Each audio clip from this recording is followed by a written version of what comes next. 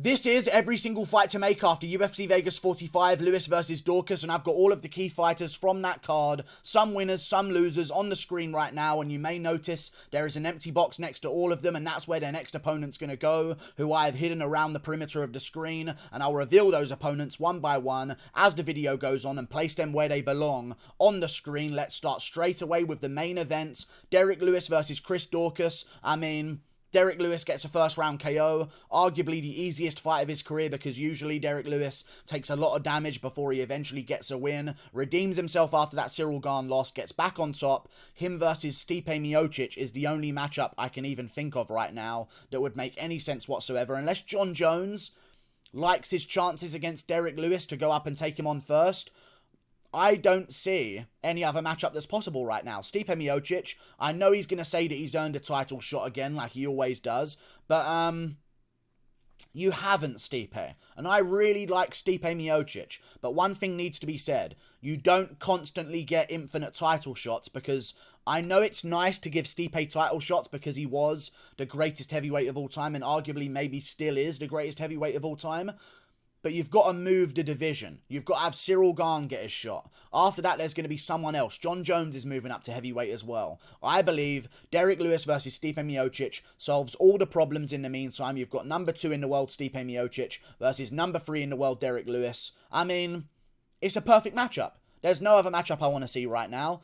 They can maybe make it a nice little build-up on the main event of a fight night, or arguably it should be maybe the co-main event of the McGregor comeback card or something like that. Derrick Lewis, Stipe Miocic, title shot on the line in the heavyweight division. Derrick Lewis might argue that he's already earned a title shot because he beat a top contender, and of course, he's already beaten Francis Ngannou, so there's that. Stipe's going to argue that he's already beaten Francis Ngannou and they should do the trilogy for the belt. But either way, let's make this fight in the meantime, because I'm sick of playing these games where the contenders are less active than the champion. You can go through many divisions. It seems to be happening right now more than ever. The hungry contenders are sitting out and doing nothing and complaining about earning their title shot already. And the champion, the guy, the fat cat at the top, is hungrier than all of them. And he's fighting every 3 months. So either way, I want to see this. Derrick Lewis versus Stipe Miocic. Of course, Ngannou hasn't been the most active as the heavyweight champion. I'm speaking mainly of other divisions in the UFC in general at the moment. But I want to see a true number 1 contender fight between Derrick Lewis and Stipe Miocic, because I think it would be a great matchup. And it would be a big fight as well, a super fight arguably, because they're both massive names. It'd be a huge fight. It's never happened before. It's a fresh matchup. Shut the fuck up about title shots and make it happen. Moving on to the loser of the main event, Chris Daukaus. I want to see him versus Marcin Tybura. Haven't really got too much to say about this one other than the fact that they're both reasonably close in the rankings. I believe Chris Daukaus is number 8 right now, or maybe stays at number 7, and Tybura's number 9. Maybe Daukaus and Shamil will move below Tybura, and Tybura will move up. But either way, they're both coming off losses in a recent time as well, because Daukaus, I mean, he seemed fine after the KO. It's not like he was groaning on the ground like Curtis Blades. Didn't really take any follow-up shots. Got put out cold. He'll respond in about 4 or 5 months or something like that. Tybura had a long, grueling battle with Volkov on the UFC 267 card, I believe, in October in Abu Dhabi. So, bring them both back around the same time. May next year, early May of next year, on a fight night card, in a co-main event or a feature fight, or maybe even the headliner of a prelims of a pay-per-view around that time instead. Chris Daukaus versus Marcin Tybura. It just makes sense according to the rankings. There's not really any, I don't really care to see this matchup, but even still, it makes sense depending on the rankings, so let's follow the rankings and make that matchup. Moving on to the co-main event, Belal Muhammad got a win over Stephen Thompson. Very impressive performance, the easiest fight of his entire career. I mean, Curtis Millender put up more trouble than this. Stephen Thompson had no chance whatsoever. I said Belal Muhammad had no chance, but it turns out Thompson didn't. Belal Muhammad has the easiest fight of his career against the toughest opponent of his career. Makes absolute sense. I think Belal Muhammad should take on Sean Brady next. I know he called for a title shot. No. Okay. But Sean Brady's the matchup, and Sean Brady even mentioned that he wants the winner of Thompson versus Muhammad. So, let's give him his wish. Belal Muhammad, Sean Brady. I still don't believe the winner of that one will get a title shot, but maybe they will, who knows. But the fact is, Belal Muhammad, we watched him lose the entire time before the eye poke against Leon Edwards, who's above him in the rankings.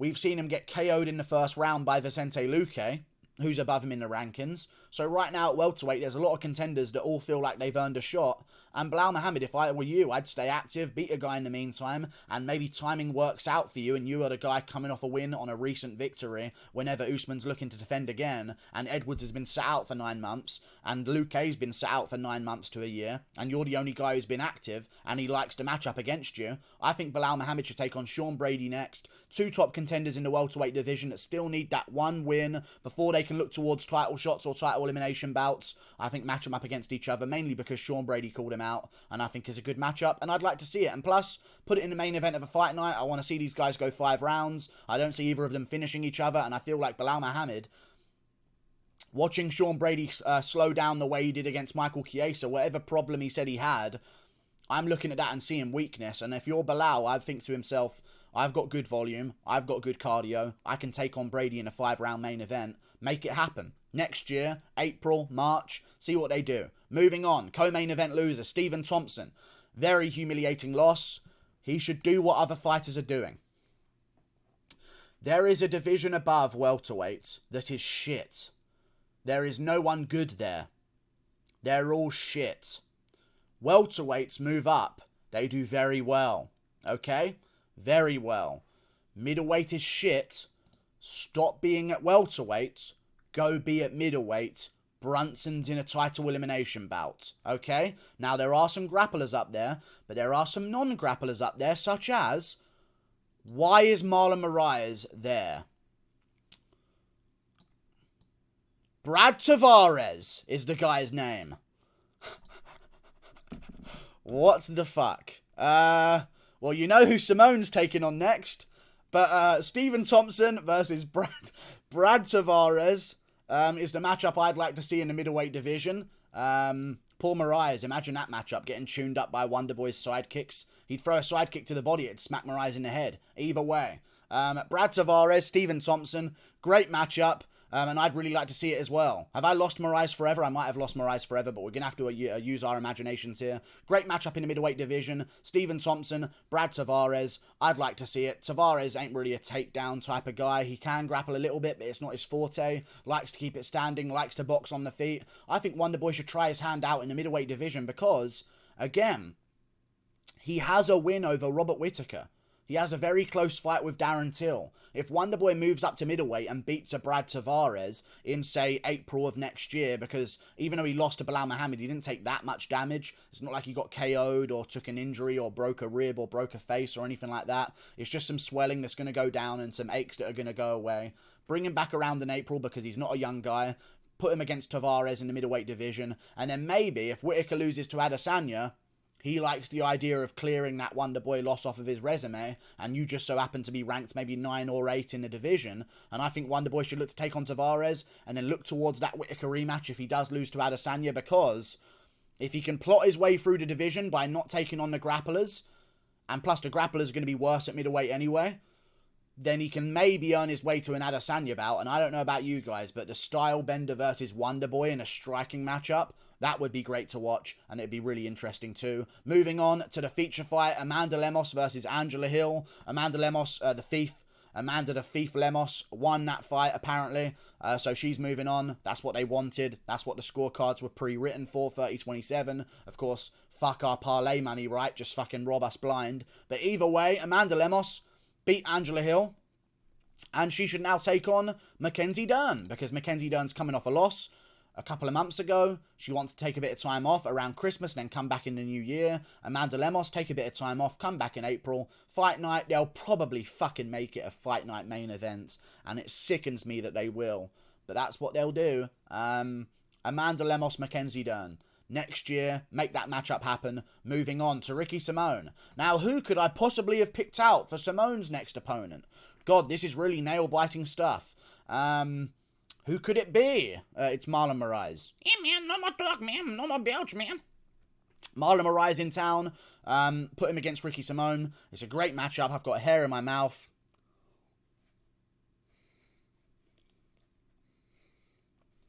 This whole video is a disaster, but it's out of my mouth now. But yeah, Marlon Moraes, Ricky Simone, make the matchup happen. Marlon Moraes doesn't really have a choice over who he takes on. I know I've put him against a bunch of opponents, like maybe Garbrandt should take him on, maybe Sean O'Malley should take him on, but right now, Ricky Simone's the guy right now coming up in the Bantamweight division. He's already beaten Merab Dvalishvili, so you can't say, hey, now you're ranked, defend your position in the rankings. He's beaten Merab. He choked him out at the end of the third, and he arguably could have won the second round as well. So, I think give Ricky Simone some respect. Give him the Marlon Moraes fight. I don't see O'Malley taking the Moraes fight. I think there's better fights for him in that division that could definitely boost his career more than the Marlon Moraes fight could. Plus, it's dangerous because Moraes is explosive, and he's got those leg kicks early. So, if I was Ricky Simone, I'd look towards the matchup with Marlon Moraes. And if I was Marlon Moraes, Simone got smoked by Faber. So, you got a chance there. You've got a chance to land a big shot early on and do some work there. But I believe Ricky Simone would win this one. But with Marlon Moraes not really looking to take on anyone, I don't see many bantamweights looking at Ricky Simone and thinking to themselves, that's a really good matchup, other than Marlon Moraes with that explosivity in the first round. So if I was Marlon, I'd look at Ricky Simone and I'd say, no one wants to take him on. I'll take him on. Give me another chance. And if he wins, he's right back in the mix. If he loses, he's done. But if Ricky Simone wins, he moves up the division and starts climbing those rankings towards the top 10. That's who I think he should take on next. Ricky Simone versus Marlon Moraes. By the way, it's actually criminal that they gave Lemos versus Hill a fight of the night. The only reason they gave that a fight of the night is because they didn't want Angela Hill to feel like she got robbed that bad. So they gave her an extra 50k. It wasn't even that crazy of a fight. Like, they should have gave Ricky Simone a performance bonus, if anything, and then Derrick Lewis a performance bonus, or Jordan Levitt a performance bonus. But no, Simone did not get a performance bonus for putting a Sun Sao out cold and dominating him. Either way, moving on to another fight on the card, Mateusz Gamrot took on Diego Ferreira and got the win by second round. Knee to the rib finish. It's still undecided on what it was. I'll have to look that up after this. But either way, Mateusz Gamrot got the job done. Finished the fight in the second round, and I need to put him against Gregor Gillespie. No one wants to take on Gregor Gillespie. Mateusz Gamrot is actually a good style to beat Gregor Gillespie. Gregor Gillespie is old. Gregor Gillespie looks like the guy who played the Penguin in the Arkham series. Gregor Gillespie is not very marketable. He doesn't fight often, so when he does, you've got to make him lose. Okay, so let's do Mateusz Gamrot, Gregor Gillespie. I don't see any top contenders looking to take on Mateusz next. I know he called out Michael Chandler. If Chandler's going to pick someone in Gamrot or Fiziev, honestly, Gamrot's a good matchup for Chandler, so maybe Chandler would take that matchup, but I'm thinking that Chandler's going to be in the mix with Tony Ferguson, RDA, maybe even Conor McGregor when he comes back. Like, Chandler's got bigger fights, in my opinion, than Mateusz Gamrot, so I think if Mateusz wants to stay active, turn around in March of next year, take on Gregor Gillespie, and establish himself even further, and then look towards the top 5 instead of the top 10, that's what he should do next. Mateusz Gamrot, Gregor Gillespie, they both just beat Carlos Diego Ferreira. Shows how long Gregor Gillespie's been out for, in all honesty. But either way, Mateusz Gamrot gets this one done. I don't know actually who wins. I don't know why I'm making predictions here. I don't know who wins that matchup, but it's a good one, and I think they should make that matchup immediately, because they're both not really as known as the other contenders in the lightweight division. Put them on a good spot on the fight night card. Co-main event of a fight night card. Gamrot versus Gillespie. Main event, Belal Muhammad, Sean Brady, or even maybe the main event could be Derrick Lewis, Stipe Miocic. Co-main event, Gamrot versus Gillespie. That could maybe work out. But other than that, let's move on to another fight on the card. Cub Swanson had one of the best performances of his career against Darren Elkins. Put him out in the first round. Hard to do against Darren Elkins. Call him the damage for a reason. He can take it very well. Cub Swanson wants to move down to the bantamweight division. I don't like that. I don't like that. It works in certain ways, like with Jose Aldo, but you're doing good at featherweight, and Alex Caceres, if not ranked right now at number 15, was ranked at featherweight, so there's still a chance for you to do good things in the featherweight division. You went to a split decision with Shane Burgos. I don't want to see Cub Swanson drain himself all the way down and move down to the bantamweight division. Let's keep him at featherweight, because why would you drain yourself that much? Don't go down a division. I don't want to see Cub go down, get smoked by some random guy outside the rankings by a bantamweight who are much better than the featherweights anyway, and then have a really bad ending of a career. You're doing good at featherweight. I know you're a small guy for the division, but let's give you a stand-up matchup so the size doesn't really matter as much against another guy who won on the card and called you out, by the way, Charles Jourdain. great matchup. Charles Jourdain, Cub Swanson, amazing fight. Feature fight of a fight night card any day of the week. Maybe that's the card next year in March. Lewis, Stipe Miocic main event. Gamrot, Gillespie co-main event. Swanson, Jourdain feature fight. You've got yourself a card. I don't need anything else on the card. I'll be fine with it. Either way, great matchup. Cub Swanson, Charles Jourdain in the featherweight division. And also, I don't want Cub Swanson to move down to bantamweight because I know it sounds harsh because I like Cub Swanson. He's one of my favourite fighters, but we don't want him to succeed. Okay? So let's not have him go down to bantamweight, probably beat Adrian Yanez maybe, and then ruin Adrian Yanez and then fuck off and retire because he's not going to work his way towards a title shot. I don't see that happening. So let's just keep him where he is.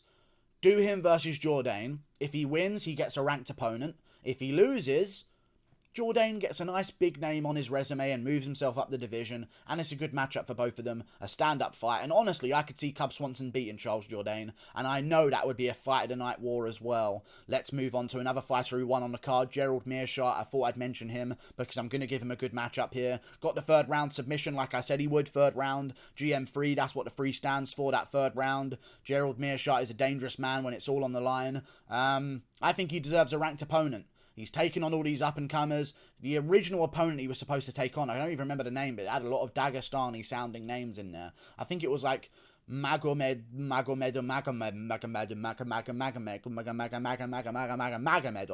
Like, there were so many Dagestani cliches in his name. I don't like that matchup for Gerald Meerschaert. Let's not rebook it or anything. He's just beat 3 fighters in a row. Snapped back after his loss to Hamzat Chimaev. Let's do him versus Edmund Shabazian. Shabazian, losing a bunch of fights in a row. He's on a 3-fight losing streak. I reckon he could have a chance at beating Gerald Meerschaert. There's also a chance that Meerschaert could beat him as well. But I'd like to see that matchup get made. Why not? Gerald Meerschaert, Edmund Shabazian. A perfect bounce-back opportunity for Shabazian. And a chance for Meerschaert to upset Shabazian and move himself into the rankings. Makes the most sense to me. Let's make the fight happen. Plus, you can't really do Edmund against some unknown guy. And Meerschaert's kind of become like more of a fan favourite now since he's been making a recovery after the Chimaev loss. So, Meerschaert, Shabazian, perfect matchup. Like and subscribe. Thank you for watching. Click that button up there. Toodle pip. I'll see you later. Goodbye.